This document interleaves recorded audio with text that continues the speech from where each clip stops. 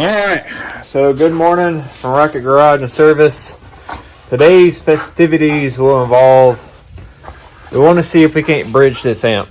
I wound up looking up the specs for the D&D 6.5 inch sub. It's rated between 150 to 400 watts. So I don't know how the subwoofer was wired for ohms. It should be either like a 2 or 4 ohm, because it has dual voice coils, which depending on how they wired, I believe in series versus parallel, depends on the ohms. I've never done this. I wanted to stop the video here while I was editing to explain that usually I take the subwoofer out of the speaker box and look how it is wired, and based off of its specifications of how the subwoofer comes with 4 versus 2 ohms, and then how they're wired with dual voice coils. But what I meant was I've never used a multimeter to check the ohms of the speaker, because I really didn't want to pull the speaker out of the box since I've already had everything zip tied and installed. I'm going to disconnect the wires from the amp, which we're putting out a video. Might come out today. I might go ahead and post date it for Monday, and this video will come after it. We got the Hyphonics amp in the car, and we're gonna disconnect our wires here for our speaker and put a multimeter on it, and hopefully that'll tell us the ohms. I looked at the specs for the amp.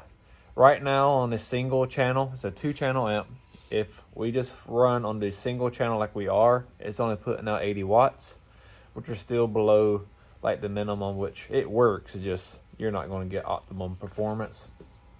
And I thought it was kind of strange because when I was turning up the level on it, I was noticing that it was almost maxing out the level, and the speaker was working fine. And it's almost overwhelming now. So we're just going to play around and see if we can bridge it. And I had it bridged for the Alpine Type R, but we'll probably have to play around the level. We'll see. I just don't want to blow up this speaker. So yeah, I'm going to get my multimeter, and we're going to disconnect the speaker wires, and we're going to see. I've never done it. I hope we can do this without having to pull the speaker, and I'm going to take you all along. All right, so we got our tools out, and I'm going to go ahead and turn down the level of the amp just so we don't have to worry about overpowering our sub. So that's all turned down. I feel good about that. Now we're going to take our multi-key Allen head. We're going to disconnect these two, and we're going to disconnect it. We got our Fluke Multi-meter. We're going to put it on, as someone said, the horseshoe, which is ohms. And we got some alligator clips, and we'll ohm it out. So let me get it disconnected, and we'll pick it back up. All right, that wasn't too bad. Something I did realize, I did have it wired backwards, which, if you don't know, that can just cause some like noise cancellation type features. So just be aware of that. So it doesn't really matter when you're doing ohms which side it's on, but I'm gonna go with positive for here. Like I said, we're on our horseshoe. This does the auto finding on the range, and I hope this is gonna work. Oh, it ain't reading nothing. Well, that's disappointing. Boo! It's reading as if it's open. Let's touch these together like this, just to make sure it opens. Yeah, so we got half a ohm. I almost bet if we had an analog that this would work. And I don't, oh. What's it doing? Oh, I think they were touching. Oh, there we are. What the heck? Maybe I had a, saying almost 1 ohm. Do I got something touching? I don't know if I trust that. Let's disconnect here. We'll touch like that. Okay, now it's reading almost 2 ohms. Boo. So I do not remember what the watts of the amp, if this was wired to 2 ohms, which was more. Let me pull that up real quick. I'll try to take a screenshot and then insert it into this video. So here's the screenshot from my phone of the amp that I bought. As you can see, they don't make it no longer. I have had this amp for several years now, but you can see under the products highlight tab that has 80 watts on 2 channels for 4 ohms. Then we got 160 watts on 2 channels for 2 ohms, which is what we're using right now, since I'm going with this is set up for 2 ohms. And then if we would have bridged it for the 320 on 1 channel, you have to do it for 4 ohms. So we couldn't have put it on a bridge for 2 ohms because it would have burnt out the amplifier. It probably would have worked, but it probably wouldn't work long, is my guess.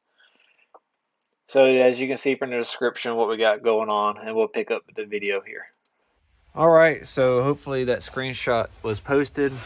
As you can see, at 2 ohms, this amp is driving at 160 watts, which is when it is in our limits of 150 watts. So that's the reason why the speaker's working like it is. This, we would have to upgrade the amp to a better quality to run a 2 ohm setup. So this kind of gets into that better amp quality. This is an eBay, like I said, amp.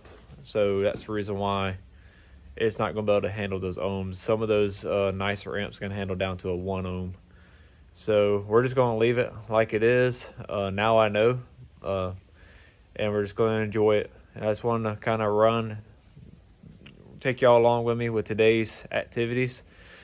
Now I am kind of curious if now I can run my wires to my Bazooka subwoofers and get them driven off of the amp too.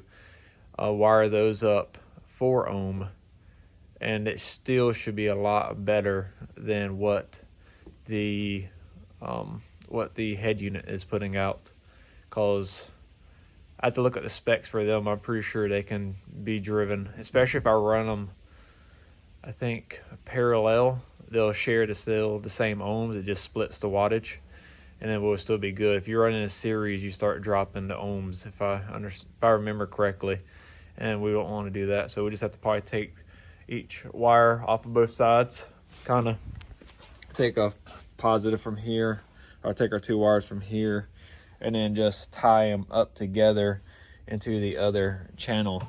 And then if you don't know, Trans Ams have a subwoofer here and here from the factory. That's part of that monsoon system, which seems like every F-body in this era came with a monsoon system. But yeah, these are 6.5 inch subs. And I got Bazookas. That was what was recommended. And back here is just some little speakers. Nothing, I still got factory here. Yep, just some little factory speakers. My front, I think I have some Pioneers or something in the doors. I'm pretty sure those have been upgraded. Like I said, I got Bazookas here, and now I got the D&D. I would like to drive, like, put some component speakers here and here.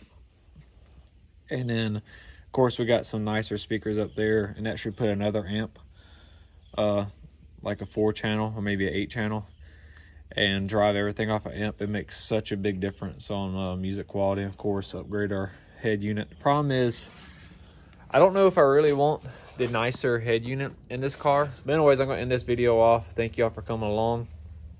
Please leave a comment. I appreciate it. The whole reason we did the whole amp video was because somebody asked for it. Where did I locate it? So, anyways, please like, subscribe, and on to the next one. Thanks.